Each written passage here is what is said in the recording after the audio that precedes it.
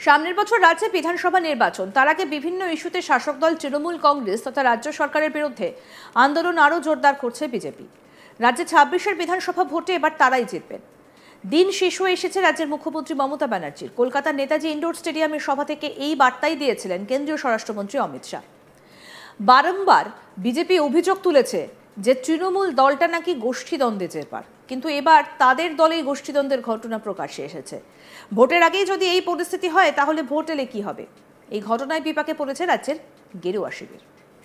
বিজেপির বারাসাত সাংগঠনিক জেলার সভাপতি রাজীব পোদ্দারের উপস্থিতিতে সাংগঠনিক বৈঠক চলাকালীন বিজেপি কর্মীদের মধ্যে মারপিট এবং গণ্ডগোলে উত্তপ্ত হয়ে ওঠে অশোকনগরের মানিকতলা এলাকা।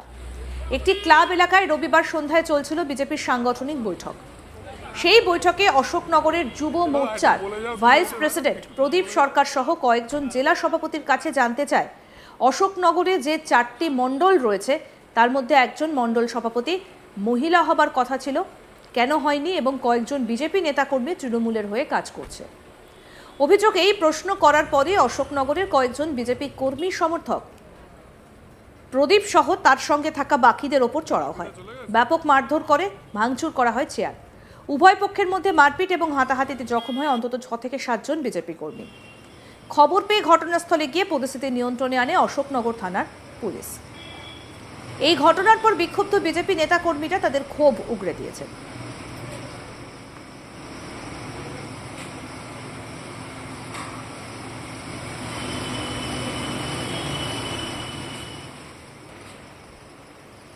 বিজেপি যুব মোর্চা নেতা প্রদীপ সরকার কি বলছেন শুনবো।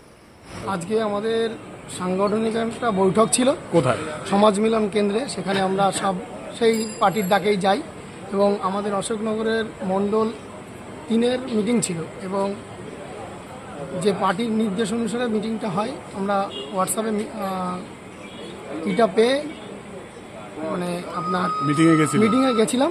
ওখানে যাওয়ার পরে প্রেসিডেন্ট রাজীব পোদ্দারকে জিজ্ঞাসা করি যে এখানে 4টে মণ্ডলের মধ্যে একটা মণ্ডল মহিলা হওয়ার কথা ছিল, এটা হয়নি কেন? আমরা দীর্ঘদিন যাবৎ তৃণমূলের অত্যাচার সহ্য করে এসে আজকে 2021 সালের মারধর খেয়ে পার্টিটা করছি, কেন আজকে আমাদের দলের আমাদের অজান্তে এটা কিভাবে হলো? এবং আমাদের না জানিয়ে বুথ সভাপতি, ওয়ার্ড প্রমুখ সব সরিয়ে দেওয়া হয়েছে।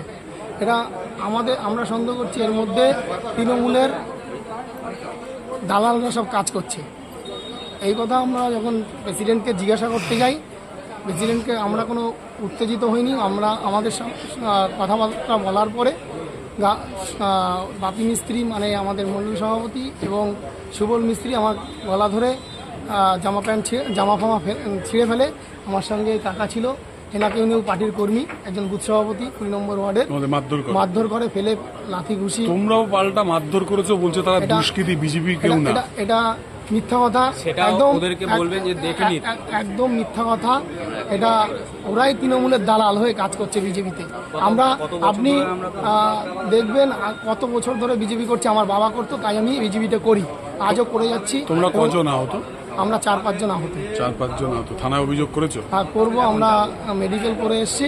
কজনের বিরুদ্ধে করছি? আমরা দেখি 4-5 জনের নামে, যারা যারা মেরেছে, ফেলে বুকে পিঠে লাথি ঘুষি মেরেছে। মূলত কি তোমাদের মণ্ডল সভাপতি পছন্দ না নাকি? আমাদের মণ্ডল সভাপতি পছন্দ নাই তো হবে, আমাদের মানে সিস্টেমের বাইরে গিয়ে মণ্ডল সভাপতি হয়েছে। জেলা সভাপতি কি আজকে ছিল? জেলা সভাপতির সামনেই হয়েছে। জেলা সভাপতি অযোগ্য। বিজেপির মণ্ডল সভাপতি বাপি মিস্ত্রি কি বলছেন এই ঘটনায় শুনবো। মূলত 20 নম্বর ওয়ার্ড থেকে কিছু দুষ্কৃতী, আমাদের সভা চলছিল, আমাদের বুথ সশক্তিকরণ, আমাদের কর্মশালা চলছিল, সেখান থেকে কিছু দুষ্কৃতী তারা এসে 10-12 জন আমাদের কার্যকর্তাদের উপর চড়াও হয় এবং আমাদের 2-3 জন কার্যকর্তা আহত আছে। সেক্ষেত্রে একজনকে সম্ভবত ট্রান্সফারও করেছে। থানায় অভিযোগ করেছে? আমরা থানায় অভিযোগ করেছি। আমরা নাম সঠিক জানতে পারিনি। কি নিয়ে বৈঠক চলছিল আপনাদের? দেখেন, আমাদের ভারতীয় জনতা পার্টি বৈঠক ছিল। কি নিয়ে ওরা চড়াও হলো সেটা আমরা এখনো জানতে পারিনি, তবে প্রশাসন তদন্ত করবে। তারা আমরা নাম সঠিক সবার বলতে পারবো না, 2-1 আমরা মুখ চিনি, আমরা নাম সংগ্রহ করে চেষ্টা করেছি। সেখানে আর কিছু বেনামে আমরা। তারা দলের কেউ না? না, কত নম্বর ওয়ার্ডে ছিল বৈঠকটা? এটা আমাদের ছিল হচ্ছে কি 21 নম্বর ওয়ার্ড। 21 নম্বর ওয়ার্ডের তৃণমূল নেতৃত্ব বলছে যে বিজেপির গোষ্ঠীদ্বন্দ্ব। দেখেন, ওটা গোষ্ঠীদ্বন্দ্ব বললেও আমাদের জেলা সভাপতি উপস্থিত ছিল, আমরা লোকাল প্রেসিডেন্ট আমরা জানি কারা বিজেপি করে কারা বিজেপি করে না, কারণ আমাদেরই হাতে সব কিছু। তো সেক্ষেত্রে এইসব টিএমসি বললে তো হবে না। দুষ্কৃতি তো দুষ্কৃতি আবার ধর্ম আবার জাত আর পার্টি হয় না। আপনারা অভিযোগ করেছেন? হ্যাঁ, আমরা কজনের নামে? আমরা 6 জনের নামে অভিযোগ করেছি। এই ঘটনায় বিজেপিকে তুলোধনা করেছে রাজ্যের শাসক দলের নেতারা। কি বলছেন তৃণমূল নেতা গৌতম দত্ত, শুনবো এবার। আজকে আমরা হঠাৎ চিল্লামিল্লি শুনে আমরা এলাকার লোক আসি, এসে দেখি আজকে মানিকতলা সমাজ মিলন কেন্দ্রে বিজেপির এক মিটিং ছিল। মিটিংয়ে ওদের নিজেদের মধ্যেই ভীষণ মারামারি, চেয়ার দিয়ে মারামারি, এবং এই মারামারি থামানোর জন্য অশোকনগর থানার হস্তক্ষেপ করতে হয়। 2 গাড়ি পুলিশ আসেন এবং তারা আসার পরে গণ্ডগোল কিছুটা থামে এবং তারপরে সব থানায় গেছেন। এরপরে বিজেপির গোষ্ঠীদ্বন্দ্ব কি প্রকাশ্যে? বিজেপির গোষ্ঠীদ্বন্দ্ব প্রকাশ্যে। আর আপনারা তো জানেন আগে শুভেন্দুবাবু এসছেন বনগাঁয় মিটিং করতে, উনি গেলেন একটু আগে। তবে দেখে গেলে ভালো হতো যে অশোকনগরে বিজেপির গোষ্ঠীকন্দল আজ কোন জায়গায় গিয়ে পৌঁছেছে, যে অশোকনগর থানার পুলিশ এসে এই গোষ্ঠীকন্দল নিয়ে মূলত ঝামেলা। সম্ভবত আমার মনে হয় এদের পদ নিয়ে, এরা তো সব পদে লড়ে, পদ নিয়ে এদের লড়াই। এরা মানুষের জন্য লড়াই করে না, মানুষের কথা ভাবে না, এদের এই সাংগঠনিক পদ নিয়ে সম্ভবত এদের লড়াই। মিটিংয়ে কে কে উপস্থিত ছিলেন এখানে? ওদের জেলা নেতৃত্ব কেউ ছিল? না, আমার দেখা ছিল ওদের মণ্ডল কমিটির মনে হয় সভাপতি। বলুন। হ্যাঁ, জেলা সভাপতির উপস্থিতিতে এই গণ্ডগোল হয় এবং এখানকার মণ্ডলের সভাপতি ছিলেন এবং লোকাল নেতৃত্ব ছিলেন এবং অশোকনগরের টোটাল বিজেপির নেতৃত্ব ছিলেন। এবং আমরা তৃণমূল কংগ্রেস অশোকনগর বিধানসভা, অশোকনগর পৌরসভা যাতে শান্তি কোনো রকম বিঘ্নিত না হয় সেই দেখার দায়িত্ব আমাদের। তার জন্যই আমরা চেয়েছি যে 21 নম্বর ওয়ার্ডে এই গণ্ডগোল যেন বাইরে ছড়ায় না পড়ে। তার জন্যই আমরা তৃণমূল কংগ্রেস কর্মীরা এখানে একত্রিত হয়েছি। বিজেপির গোষ্ঠীদ্বন্দ্বের প্রসঙ্গে অশোকনগরের বিধায়ক নারায়ণ গোস্বামীর পরামর্শ, ওদের যদি এতই গোষ্ঠীদ্বন্দ্ব থাকে তাহলে পুলিশ প্রোটেকশন নিয়ে মিটিং করা উচিত। রবিবার সন্ধ্যায় এই ঘটনায় আহতরা অশোকনগর হাসপাতালে চিকিৎসার পর অশোকনগর থানায় উভয় পক্ষ লিখিত অভিযোগ দায়ের করেছেন।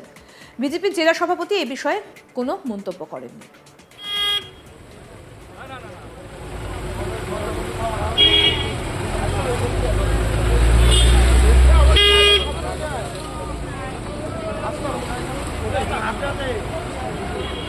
একটু বলে যাও কি হয়েছে।